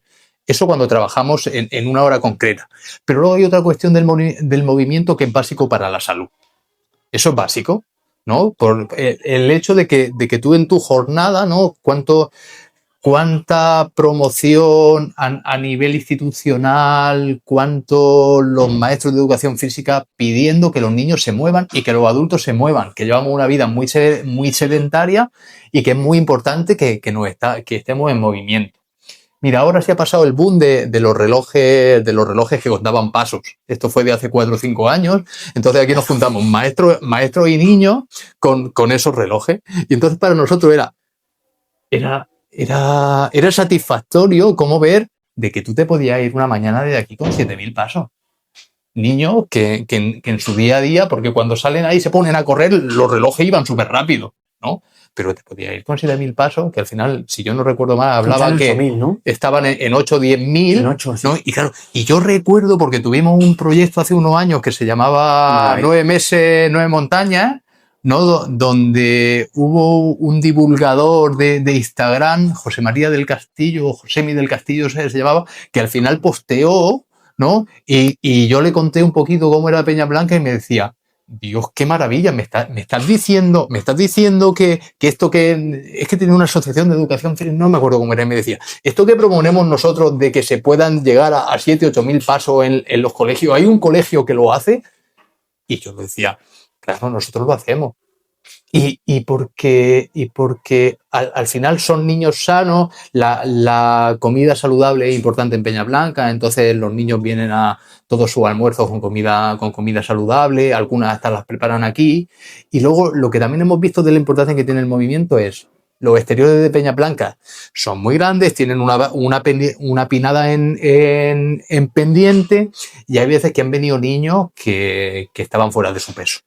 ¿No? Hemos tenido algunos obesos, pero algunos que estaban fuera de su peso, que yo recuerdo que les costaba hasta subir el camino a la pinada. Y lo que veíamos aquí es que cuando llevaba 3 meses, el niño era capaz de subir, bajar, porque el cole es dinámico y se da el movimiento, y los críos se mueven muchísimo, y el que viene acostumbrado a no moverse lo hace. Y yo recuerdo con ese niño concreto, que estuvo aquí 3 años, si yo no recuerdo mal, que pasó de no poder subir la rampa de la pinada a venirse conmigo a hacer una excursión y subir Peñas Blancas, que es la montaña más grande de Cartagena. Y claro, el mismo crío me lo decía, porque yo estaba en tercero de primaria y me decía, wow, Saúl, si es que yo subir una montaña era imposible. Claro, y se puede. Si la cuestión con esto, Orri, es que se puede estar en un centro educativo moviendo. Yo sé que hay docentes en instituto y en colegio que se llevan la docencia fuera y que hay actividades que se pueden hacer fuera. Nosotros tenemos un aula exterior con un montón de mesas que también aprovechamos, porque hacer matemáticas un día de invierno anticiclónico al sol, que podemos tener perfectamente 18 o 20 grados, es una maravilla estar fuera. Entonces, el movimiento es básico e importante en Peña Blanca. También es importante decir qué educación se lleva aquí, se aplica. Es Montessori, igual, hay muchas, ¿no? Es interesante hablarlo, ¿no? Es una pregunta interesante. Peña Blanca empezó buscando metodología donde se pudiera respetar el ritmo de desarrollo del niño. Entonces, siempre están muy conocidas, o las tendencias más grandes son las de María Montessori, o es la pedagogía Waldorf, pero los maestros de Peña Blanca siempre hemos ido buscando, ¿no? Entonces, recuerdo hace 4 años que mi compañera Marisa y yo nos leímos a la vez, fuimos a comprarnos el libro de piezas sueltas, de una divulgadora de cómo tener un aula con un montón de materiales naturales y no naturales, gran cantidad dispuestas para que los niños los tuvieran a mano para generar construcciones creativas, ¿no? Y al final es como decir, nos lo leemos a la vez, montamos el aula que se llama Piezas Sueltas, que ahí la tenemos, que es el aula laboratorio. Entonces, al final, ¿qué estábamos viendo? Llegó Reggio Emilia a Peña Blanca. Hacemos psicomotricidad relacional, que es una manera de mediante el juego, observar cómo están a nivel a las relaciones de los niños y su relación con uno mismo, sobre todo los más pequeños, mediante el juego. Pero luego nos hemos dado cuenta de que hay un montón de maestros y maestras en la pública, en la concertada, que son divulgadores, que tienen blog, que son muy generosos en cómo hacer, y que nosotros nos nutrimos también de de cualquier docente o de cualquier iniciativa que nos pueda llamar la atención. Porque fíjate, si yo hablo de José Antonio Martínez Bravo, que para mí es la referencia a nivel matemático, yo que soy el friki de las matemáticas, él no tiene ninguna vinculación con colegio activo. Bueno, no tiene vinculación, no está relacionado, ¿no? Como puede estar María Montessori o puede estar la metodología Waldorf con los colegios activos, pero para mí es una referencia de cómo estructurar una aula de matemáticas y de cómo llevar todos los procesos para que los niños generen pensamiento matemático. Entonces, Peñablanca se nutre de todo lo que los maestros en esta cuestión buscadora, porque antes te decía, somos muy buscadores en lo psicológico, pero también somos muy buscadores en cómo poder poner los contenidos a los niños. Y entonces Peñablanca se nutre de un montón de figuras que son relevantes, que nosotros hacemos en nuestra propia metodología, que al final llegaba en esa estructura pendular que yo te hablaba en la pregunta anterior. ¿Qué te iba a decir, Saúl? ¿Tú crees que el humano, tratando que el niño, es cuerpo, mente, espíritu o alma? ¿Crees que tenemos un alma? También aplicáis a lo mejor a esa parte que va más allá del sentimiento, ¿sabes? Que es algo místico, ¿no? Es como la educación en Peñablanca es integrar mente, corazón e instinto, ¿no? Pero claro, sabemos que luego hay una cuestión subconsciente, ¿no? Que es como, esto siempre se explica con el iceberg, ¿no? Tú ves un iceberg que sale del mar, ¿no? Donde lo que sale del mar normalmente es en torno al 5 al 10%, y todo lo demás está sumergido, ¿no? Entonces, el cociente de una persona en el cerebro, el cociente es el 5%. Luego, el subconsciente, todo lo demás. ¿Y ahí qué influye? Sobre todo lo que nos estamos dando cuenta que influye cuando tú observas los niños es cómo detrás de un niño está su papá y su mamá, y detrás del papá y la mamá están los abuelos, y nos vamos generaciones anteriores. Entonces, lo que ya se está demostrando es que hasta 5 o 6 generaciones de atrás, la carga del ADN llega a los niños, ¿no? Entonces, muchas veces, un niño que actúa de una determinada forma, tanto en las cuestiones positivas como en las cuestiones negativas, está muy influenciado por todo lo que viene de su rama familiar atrás, ¿no? Y entonces, claro, ahí ya estamos hablando de que no solamente nos quedamos en la intelectualidad y la emoción. Entonces, claro, ahí ya viene toda la cuestión espiritual, que es un campo, bueno, podríamos estar hablando de esto, que igual seguramente no toque, está, yo gracias por saber, creo que está, pero podríamos estar 2 horas hablando de esto, pero que influye en cómo están los niños en el cole, influye, pero ¿y cómo estamos los adultos en nuestros puestos de trabajo y en nuestra familia? Claro que sí.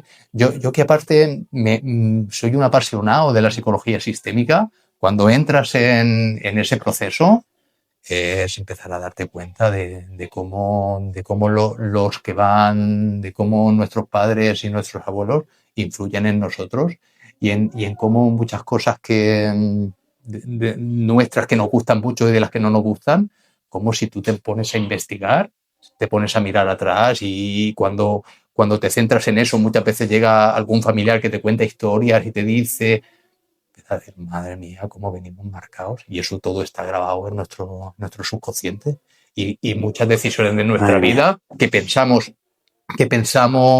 sí, mira, esto hay una cuestión en desarrollo personal que lo explica bien, que me acaba de llegar.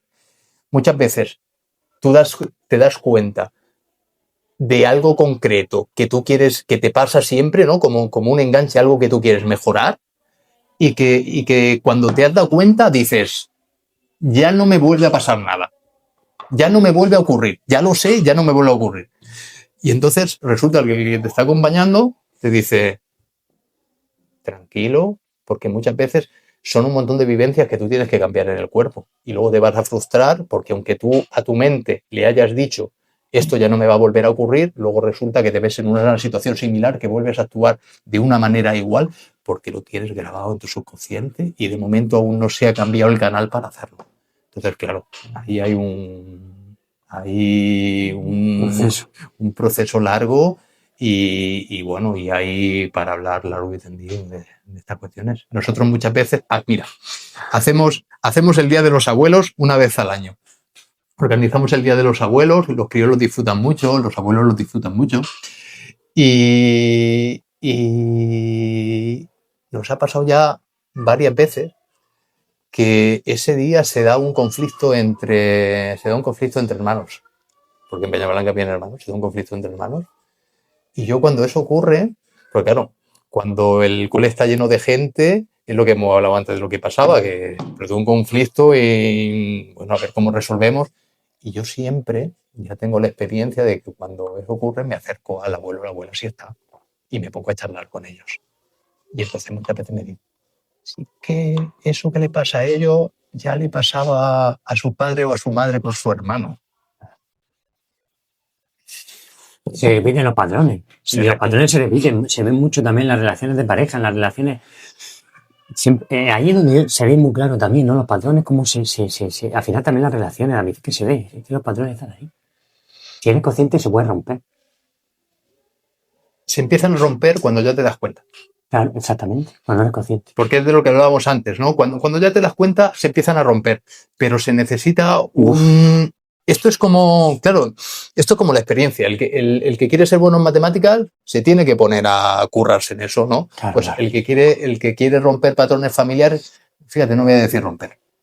El que quiere cambiar patrones familiares se toca poner a estructurarse un tiempo de su día en dedicarse ese tiempo para él. Y se pueden cambiar cosas. Yo antes cuando te hablaba de todo el proceso, todo lo que me ha llegado a mí Peñablanca, y te decía dónde estaría yo si no fuera porque haya llegado a Peñablanca, yo le agradezco a Peñablanca que yo haya podido ver un montón de patrones familiares míos que me afectaban en mi día a día a nivel de pareja, a nivel con mis padres, a nivel con mi hijo, que ahora son diferentes y que hacen estar mucho más tranquilo. Si tuviera hoy aquí a un político importante, ministro de Cultura, de Educación, ¿qué le dirías? ¿Habría algo que a ti te pone nervioso, te pone furioso, que te gustaría decir, cambiar? Pues hay una cosa clara ahora que hay, y yo le agradezco la iniciativa que tiene la Consejería de Educación de la región de Murcia, de que llevan un proceso para que los colegios que puedan y que tengan espacio puedan dar primero y segundo de la ESO. Que yo lo llamo diferente. Yo lo llamo recuperar el séptimo y el octavo. Claro, porque creo que se han dado cuenta que hace 20 o 20 y tantos años metieron la pata hasta las trancas, como dicen en mi pueblo, y están en eso. Entonces, ¿yo qué le pediría si viniera el consejero, si tuviera aquí delante el consejero, de que fueran ágiles en que todos los colegios pudieran tener el séptimo y el octavo ya? Y hasta te diría, hasta primero, porque lo que hemos visto que es muy importante, yo ahora que tengo un niño en primero de la ESO, es que la labor tutorial del maestro, que en las asignaturas troncales estar con los niños, ahí es cuando se puede producir el vínculo y ahí es cuando tú puedes tratar lo que llevamos un rato hablando antes de las relaciones sociales. En cambio, cuando tú llegas a primero de la ESO y resulta que tienen 6 horas, 6 asignaturas diferentes, con 6 docentes diferentes, que normalmente no tienen formación en pedagogía, aunque hagan un máster, no sé lo que se dará en el máster, pero no se llega a ahondar como un maestro. Es que yo me pongo a pensar, si yo llegara a un centro de secundaria a dar matemáticas, que yo puedo dar matemáticas en un centro de secundaria, si yo llego allí, ¿cómo hago yo vínculo si tengo 7 grupos diferentes? ¿Cómo puedo yo llegar a conocer a mis alumnos, ¿no? De lo que te contaba antes, de poder verlos entrar por la puerta y saber, a este le está, hoy viene que no está para las derivadas, no está hoy. Y yo se lo digo tal cual, hoy, si tú con lo que te está pasando y como tú no vienes para estar con las derivadas. Entonces, para mí sí que sería básico de que pudieran hacer la fuerza a nivel, porque yo sé que a nivel legislativo, de que se pudiera recuperar, fíjate, te digo, séptimo y octavo, y quizá el noveno o el tercero de la ESO, pero con todas las condiciones de la educación primaria. De que sí que están en el proceso de decir, Los colegios que tienen espacio y tienen disponibilidad pueden tener primero de la ESO, pero aún con las condiciones de que venga un maestro para cada asignatura. No, yo sé que las matemáticas de primero de la ESO, la lectoescritura de primero de la ESO, si te digo asignatura, la tecnología, lo puede hacer un maestro de primaria perfectamente. Nosotros lo hacemos, aquí hacemos experimentos de tecnología. Lo puede hacer. Entonces, eso es lo que yo le pediría si yo lo tuviera delante. ¿Qué importancia se le da a la familia y hay que darle a la familia cuando estamos hablando de educación? Ya partiendo de Peñablancas y cómo tú lo ves en el sistema educativo, Saúl. Tanto a nivel intelectual como a nivel de relaciones, el vínculo con la familia es importantísimo. Los maestros de Peñablancas sabemos que un niño puede crecer a nivel intelectual y puede crecer a nivel relacional en función de cómo la familia esté involucrada y esté cómoda con el centro. Los maestros sabemos en Peñablancas que hay que hacer vínculo con el alumno y vínculo con la familia. Porque no solamente pasa con los más pequeños, sino pasa también con los niños más mayores. Hoy tenemos el primer día de una niña de cuarto de primaria. Entonces, nosotros sabemos que si la mamá y el papá vienen al centro educativo contentos, cómodos con el proceso, cómodos con la pedagogía, confiados en que el maestro o la maestra va a tratar a nuestra hija como queremos, el vínculo llega solo.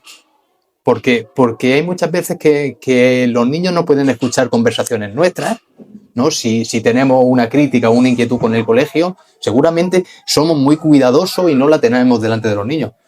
Pero a nivel corporal los niños lo sienten y lo notan. Entonces, cuando un papá no está bien con el centro educativo, una mamá no está bien con el centro educativo, el niño lo sabe.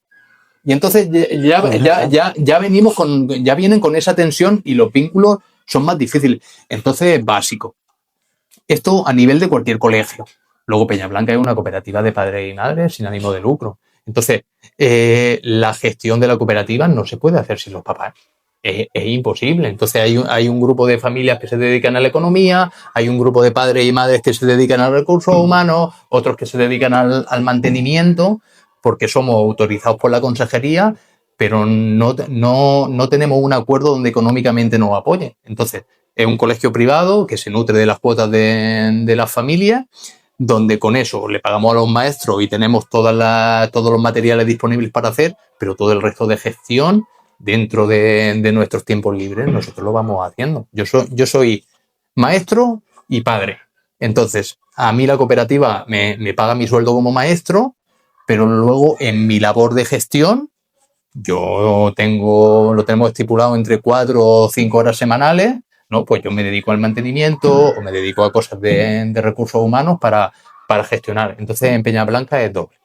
Pero lo importante, sobre todo, es cómo es la primera que te he contado. ¿Cómo hacemos de que los papás estén tranquilos y confiados de que la metodología es la idónea para sus hijos, de que respetamos el ritmo de desarrollo y de que ellos vienen aquí a traer a sus niños con una sonrisa? Eso ayuda a que luego todo el proceso educativo funcione engrasado. ¿Te gustaría que se ofrecieran más ayudas a este sistema educativo que ofrecéis? A los colegios parece que estáis desamparados, ¿no? Como así un poco ladeados. ¿Cómo lo ves tú, Saúl? Al final llevamos, este es el curso 11, ¿no? Pero sí es verdad que siempre estamos con la inquietud de vamos a tener suficientes niños, los vamos a poder sostener, si se nos van 6-7 familias de una atacada, vamos a poder sostener el golpe. Cuando vienen 6-7, porque ha pasado que a veces se nos han ido 6-7, otras veces vienen 6-7 y de joder, que bien, este año vamos muy tranquilos. Entonces, Peñablanca está ya muy asentado, no son 10 años, niños que llegan a la educación secundaria y se integran bien. Entonces, yo creo que sería un buen momento del concierto, ¿no? Como hay otros colegios que están concertados, donde la administración ayuda tanto con el sueldo de los docentes y ayuda tanto con el mantenimiento del edificio. Eso sería un pulmón de apoyo grandísimo al colegio.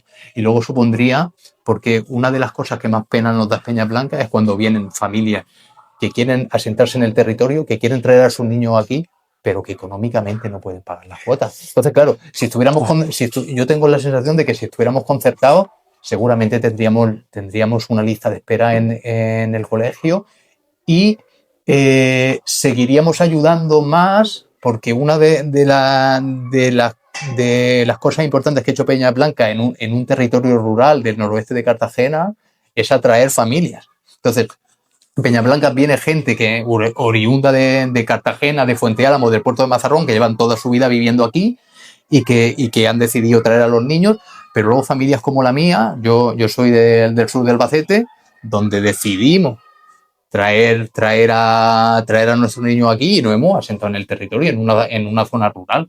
Tenemos familias del País Vasco, tenemos familias de Valencia, tenemos familias de Jaén, que traemos gente a vivir a zonas rurales. Entonces, tenemos claro que yo tengo claro que si el cole estuviera concertado, aún vendrían más familias, más niños de familias de Cartagena y habría familias que cambiarían ay,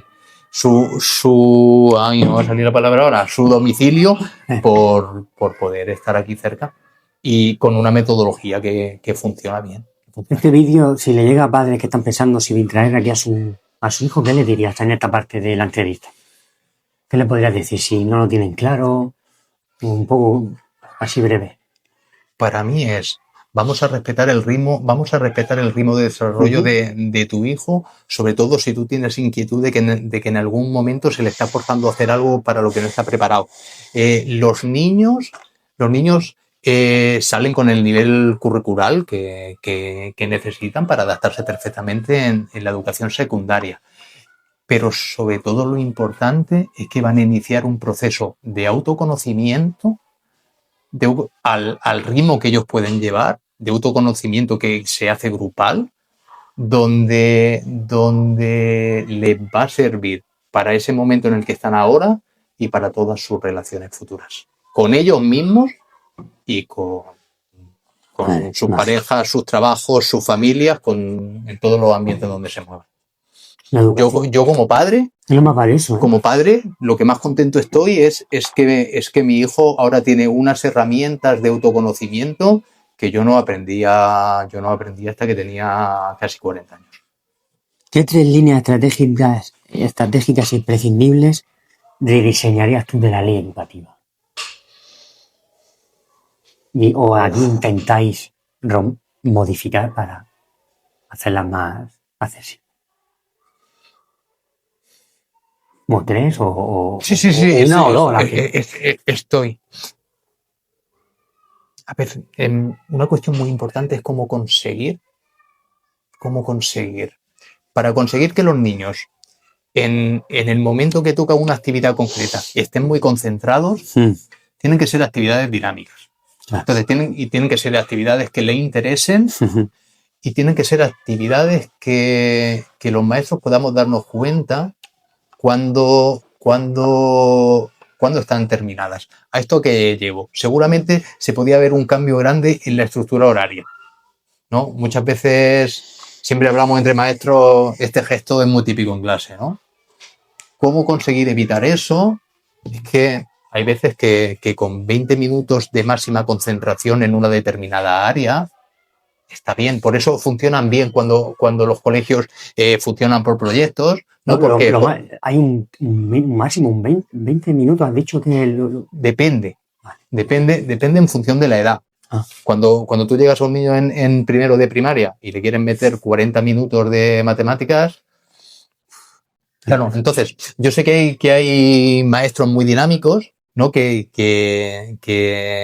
siempre tienen material manipulativo. Varios ases, ¿no? Claro, para que los niños estén. Entonces, ¿cómo poder tener mucha más flexibilidad horaria y flexibilidad en la hora de las materias que hay que dar y de los contenidos que hay que dar, pero que podamos... Si es que vuelvo a la estructura pendular, vuelvo a que el maestro tenga la capacidad de poder gestionar eso, ¿no? Y de poder ir decidiendo en función de los días y del grupo que tiene.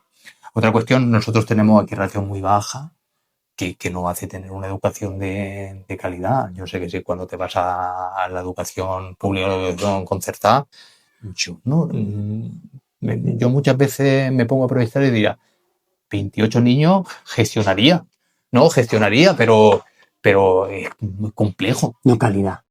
No es calidad, es complejo. ¿No? Fíjate, aquí muchas veces lo que nos pasa a nosotros es que, como llevamos ritmos diferentes, ¿no? Un docente, yo puedo tener una ratio ahora de 12, pero al llevar ritmos diferentes, también hay momentos donde tienes que estar súper concentrado en un sitio, en el otro. No es que sea muy tranquilo, ¿no? No es que muchas veces me dicen, no, es que tú con un ratio de 12 te las traen. Pues depende porque hay varios ritmos de desarrollo, pero si bajas la ratio sería básico. Te he dicho 2. Y el tercero, que podíamos pedirle a la ley educativa. El tercero. Escucha al alumno, al niño. Bueno, pues lo hemos hablado antes de que pudiera haber tiempo para las relaciones. Esto que el sindicato estudiantil pedía, ¿no? De más psicólogos, ¿no? De que pudiéramos poner, de que pudiera tener horario establecido, ¿no? Y fíjate, no solamente horario establecido, sino currículum establecido de la emoción. Cuando antes te decía que hay colegios que conocemos en Latinoamérica que sí lo tienen, ¿no? Es que tienen el currículum escrito. Tienen una asignatura del corazón y tienen el currículum escrito de lo que dan en cada curso del corazón, ¿no? De las relaciones. Yo creo que eso es lo que me hablabas de la ley educativa. Esas 3 cosas para mí serían básicas. ¿Y tú como padre, Saúl, qué valores crees que son los necesarios, los pilares para una buena o para ti buena educación? El valor más importante para mí es como tener muy claro cuál es la posición en la familia del padre y cuál es la posición de la familia del hijo. Es difícil muchas veces también marcarlo, ¿no? Es difícil marcarlo y es difícil sostenerlo porque cuando hablo de la palabra sostener en la relación padre o madre e hijo, porque aquí cuando te hablo de padre, pero aquí a nosotros nos pasa con maestro-alumno, es cómo saber cuál es tu posición, porque ahí entran los límites.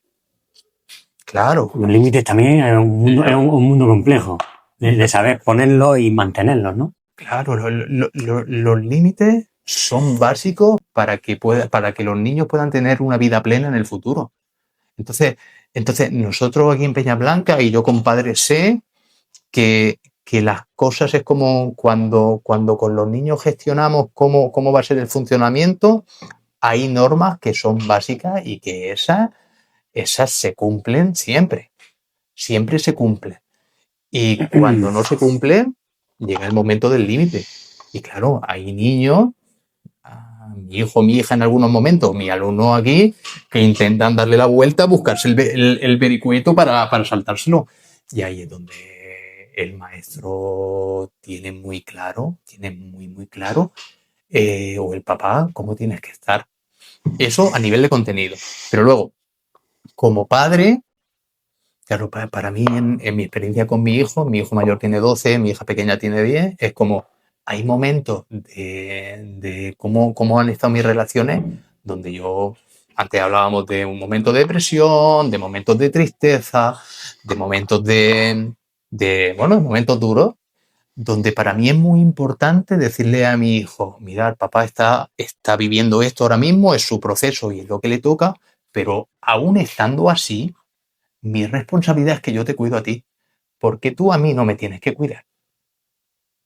Y yo, estando así, te tengo que cuidar, porque muchas veces, antes hablábamos a nivel espiritual y a nivel de desarrollo personal, cuando los papás y las mamás no están bien y el niño, lo voy a decir tal cual, en su ilusión infantil, quiere salvar a su papá y a su mamá porque él lo hable, cuando quieren salvarlo, se ponen en una posición que no es la suya. Y esto los que saben de salud mental saben que es muy malo porque las consultas de terapia están llenas de niños que no fueron niños, ¿no? Que aunque eran niños, al final cogieron roles en casa que no eran los que les tocaban. Entonces, para mí eso es básico. Eso es básico. No está aún Es muy difícil hablar de estas cosas. Yo te agradezco la pregunta porque en los ambientes coloquiales esto aún no está. Nosotros aquí en nuestras tutorías con los papás sí que hablábamos, pero sobre todo el cómo tener muy claro cuál es la posición pasivo. Y luego en esta posición, tú te puedes divertir con tu hijo, puedes reír con tu hijo, puedes jugar con tu hijo, porque no estoy hablando de esa posición de ese padre estricto, duro. Tú puedes aprender, aunque a veces se te vaya, fíjate, yo digo, puede aprender como si yo fuese aquí el mejor, el mejor del mundo mundial, ¿no? Yo hay veces que grito en casa, ¿no? Porque hay veces que te frustras. Sí, que se te va. Pero si la mayoría de las veces toda tu conciencia está en cómo poder poner los límites de una manera clara, de una manera amorosa, explicándole en todo momento por qué lo estás haciendo, ¿no? Hay momentos donde lo tienes que poner y ya está, y los niños tienen frustración y bueno, toca mantener, estar en silencio, pero después cuando todo eso baja, cuando ya se distiende, tú le puedes explicar a tu hijo o a tu hija la importancia que tiene eso que estás haciendo como padre. Joder, que te dan la razón y a veces te dicen hasta gracias. Te dan las gracias los críos por esto. Entonces, eso es importantísimo. Quiero saber un tema antes de cerrar. Ahora se habla mucho de los niños hiperactivos con déficit de atención, que se escucha mucho ahora. ¿Qué piensan de esto? Y bueno, y luego hay que medicarlos, hay que llevarlos a tal. Que claro, aquí hay un tema complejo. Es un tema precioso, es un tema, fíjate, es un tema chulísimo, donde yo llevo un tiempo, soltando las matemáticas, entrando a la lectoescritura, a los problemas de aprendizaje, y esa cuestión me está llevando al famoso TDAH, ¿no? Psicológica pura. Claro, entonces, que es psicológica pura, entonces, sí es verdad que, por no extendernos mucho, que seguramente hay un tanto por ciento de niños que lo sufren y lo tienen, y hay profesionales que diagnostican bien y que se pueden tratar, y que el colegio tiene que ser amable. Antes, cuando hablábamos del movimiento, Peñablanca es amable con estos niños, porque ellos tienen, cuando tú de estos niños lo sientas, le dices que tiene que estar una hora sentado sin moverse. He tenido déficit de atención, bueno, lo tengo, ¿no? Y me ha costado mucho en el sistema educativo, y no lo digo por los profesores, sí que los profesores veo que muchas veces les falta la enseñanza para saber cómo tratar. Pero claro, ya partiendo de una clase que hay 30 críos, claro, no tiene el profesor la culpa. Claro. Y el profesor se frustra y claro, sí que es un círculo. Claro, en un niño como tú, cuando tú eras niño, en un aula de 30, donde no te puedes mover de la clase, pues yo imagino cómo sería aquello para ti. Tenía que salir con la profesora, luego darme clase ella, pero claro, la profesora iba sacando tiempo, así que es un caos. Entonces, a lo que te decía yo es que hay una proporción de niños como tú que les pasa, pero ahora que están en el debate, que hay muchos más, cuidado. Porque yo sigo, no voy a recordar el nombre, es que es extranjero, pero bueno, lo sigo y me llamó mucho la atención porque decía que cuando llegaba una familia a su consulta con un niño que creían que su hijo tenía TDAH, le decía, mira, antes de empezar a hacer otras cosas, vamos a estar 2 meses que vamos a cambiar unas cosas en casa. Dice, en casa, dice, vamos a quitar las pantallas. O vamos a dejar 45 minutos al día de pantalla y ya está. Dice, vamos a cambiar la alimentación, vamos a quitar la mayoría del azúcar que hay, ¿sí? Y luego vamos a ir al sueño. El niño tiene que dormir en función de la edad. Si este caso era, quiero recordar, un niño de 6 años, decían, el niño tiene que dormir 10 horas diarias. Vamos a 2 meses.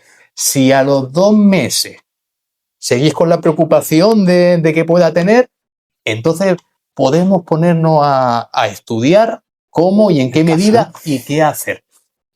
Dice, pero igual se soluciona así. Entonces, cuando yo pongo estas 3 medidas, las enfoco aquí y te pones a pensar, salimos a la calle y vemos lo que meriendan los críos, lo que comen los críos. Ahora parece que hay una estructura de que antes de las 11 ningún niño se puede ir a la cama, ¿no? Y de que va a un restaurante a comer un día entre semana, un sábado y un domingo, y te ve a niños de los papás. Pues creo que están maltratando a los críos. Los padres no lo saben, pero los están maltratando. Pero es que yo lo veo, por no decir 90%. Claro, pero entonces, cuando hablamos, ¿cómo no va a crecer los casos de niños que se piensan que tienen TDAH o que tienen otras cuestiones, cuando realmente no sabemos? Hay una probabilidad de que tengan, pues que no. Entonces, claro, y si entramos a la lucha de las pantallas, pues esto es el caballo de batalla de los límites a nivel familiar y donde Pero que es eso, es un tema muy candente y es un tema donde yo creo que los padres y los papás y las mamás no has dicho saben. maltrato. Yo hablaría de maltrato, tal cual, porque es como, mira, Psicológico, yo no soy, no, es como le están dando, lo puedo enseñar, ¿no? Los críos sí. le están dando una cosa que no es sana para ellos. Es una droga. Esto genera adicción. Claramente. Yo soy adulto, fíjate, yo antes hablaba. Yo lo sé. Antes hablaba, me iba a etiquetar en Instagram, digo, porque yo prácticamente no lo uso, ¿sabes? ¿Sabes para qué uso yo Instagram? Llevo como 6 meses haciéndome un cocinilla y hay un montón de recetas súper buenas para hacerme un cocinilla. Entonces, hay veces que mi gesto es esto, porque, claro, llego y veo una, y me la apunto, me la guardo. Llego otra vez y llega a la cuarta o la quinta, cuando yo había cogido el móvil para ver si tenía algún WhatsApp, que hago así, lo lanzo y le digo, y claro, y me pongo a pensar, si a mí me pasa a un niño, esto es adictivo. Entonces, y me da atención porque los que se dedican a fabricar y a gestionar y a mejorar la tecnología de estos aparatos, a sus niños no les dan el móvil hasta que tienen 16 años. Sí, he visto por ahí.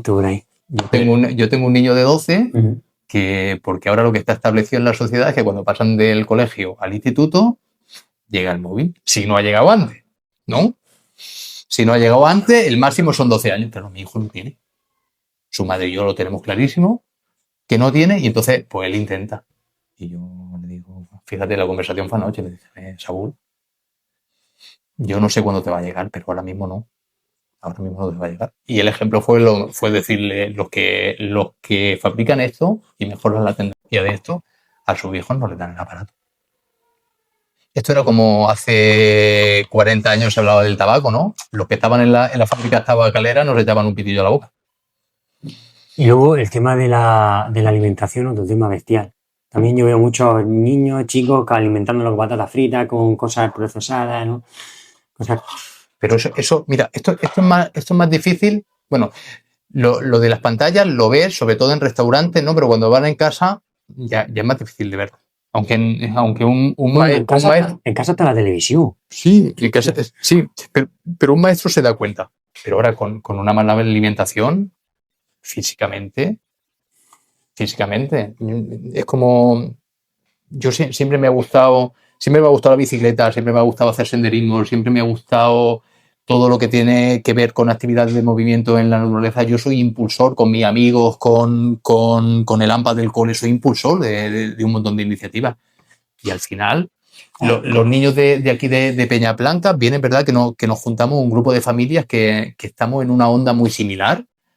La onda del movimiento, la onda de la alimentación, y es muy sencillo. Pero hay veces que en esas iniciativas vienen niños de otras familias porque son atrayentes, como cuando te contaba que hacíamos lo de la montaña, que claro, yo cuando lo veía llegar a la familia le decía, yo no sé si este niño con 10 años va a ser, fíjate. Subí a mi hija con 3 o con 4, niños con 3 años, que yo sé que llegamos, por ejemplo, a subir Peña Blanca y suben sin ningún problema, y te asoma un niño que no se está alimentando bien, que no está en su peso, y yo le decía a la familia, digo, yo no sé si va a ser capaz de subir. Y me había que poner un límite, ¿eh? Entonces, claro, yo sigo, me gusta mucho Julio Basulto, que es un divulgador nutricionista, que lo sigo desde que nació mi hijo pequeño, y claro, muchas veces él llega a un supermercado y te dice, si es que toda esta leja tenía que estar prohibida por ley. Prohibida por ley. Bebida azucarada, alimentos procesados, llenos de sal y de azúcar. Pero sí que, si hasta a nivel sanitario, yo creo que ya tiene, bueno, habrá ciclo económico de todo lo que conlleva todo eso luego a nivel sanitario, a gastos sanitarios, si eso está. Pero no sé si es desconocimiento, la conciliación que es difícil, porque yo sé la dificultad que tiene el cocinar sano y el cocinar del día en casa, luego tira cosas más fáciles, los procesados son muy sencillos, llega a casa cansado. Este es un temazo. Desde que nació Peña Blanca, nosotros teníamos claro que, no voy a decir nosotros porque yo llegué 2 meses después, pero los que ya iniciaron, yo cuando llegué aquí ya había un proceso de que al cole se venía con alimentación saludable. Que luego también es una cuestión que alguna vez lo hemos hablado, porque es verdad que dentro del cole hay alimentación muy saludable, pero luego las mismas familias que aquí traemos muy saludables, pues luego resulta que en otros momentos no somos tan saludables, que yo mismo me pongo a decir... Pero bueno, en la mayoría del tiempo sí es verdad que intentamos que nuestros niños coman sano y coman... Joder, si es que al final tu cuerpo es tu máquina perfecta. Entonces, es como decir, ¿tú quieres cuidarla? Yo muchas veces hablo con mis críos, sobre todo cuando van a cumpleaños o van a alguna actividad de ahora que llegan las fiestas navideñas, que ya no es que solo coman en el momento mucho dulce, sino que vienen con los bolsillos llenos. Claro, y la cuestión es sentarnos con ellos y decir, ¿con esto qué vas a hacer? ¿Vas a seguir comiendo? ¿Lo vas a guardar para mañana? ¿O cómo hacemos para que vaya pautado, estructurado un poquito, que no sean atracones? Y eso, fíjate, yo a nivel de familia sé que le pongo mucha conciencia. Donde no se le ponga, es como las pantallas. El azúcar está a disposición por donde te mueves. Por eso, fíjate lo que te decía es que no recuerdo si era psiquiatra o no recuerdo lo que decía. Vamos a gastar 2 meses con el sueño, vamos a gastar 2 meses con la alimentación y vamos a gastar 2 meses sin pantalla. A ver cómo está después. ¿Qué te iba a decir, Sau, para cerrar? ¿Qué reflexión, qué quieres dejar de cierre que te gustaría decir a la gente que nos escucha, ve? La importancia, habría que darle mucho valor a la importancia que tiene la formación de carácter del niño desde 0 a 7, 8 años. Porque muchas de las cosas que nos pasan en la edad adulta, cómo gestionamos en la edad adulta, tienen que ver con vivencias que van desde, fíjate, he dicho 0,7, que no es ni 0,7, porque ya desde la gestación en la barriga de mamá, ya todo ese proceso es muy importante. Entonces, es un proceso donde tendríamos que cuidarlo con mucho celo para que los niños estuvieran en la posición de niño, ¿no? Con límites sanos y saludables, con mucho juego, con mucha risa, con mucha presencia de calidad de los padres. Cómo decir que cuando decidimos ser padres, ese proceso de 0 a 7 es un proceso donde yo tengo que estar muy presente y tengo que estar muy pendiente de eso, porque luego a mi hijo o a mi hija le va a marcar en sus relaciones adultas.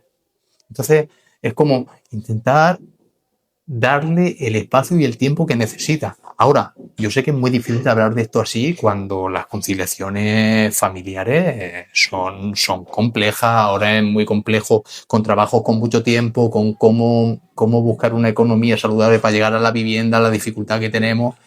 Pero tengo la sensación de que aún no ha calado en la sociedad la importancia que tiene esa gestación, 7, 8 años, ¿no? En luego cómo tú te mueves siendo un adulto. Para mí eso es básico. Entonces, esa sería la cuestión de que... Y ahora está muy fácil, ahora era difícil, pero ahora está muy fácil ponerte a leer y ponerte a investigar de esa importancia que tiene para decir, igual yo esto no me lo había planteado y mira lo que te digo, tengo que cambiar cosas en mi vida. Tengo que cambiar cosas en mi vida para poder atender bien esto. Eso es lo que yo dejaría. Es un placer, Saúl. Y para mí también. Gracias por estar y gracias por facilitarme estar. Gracias, Saúl.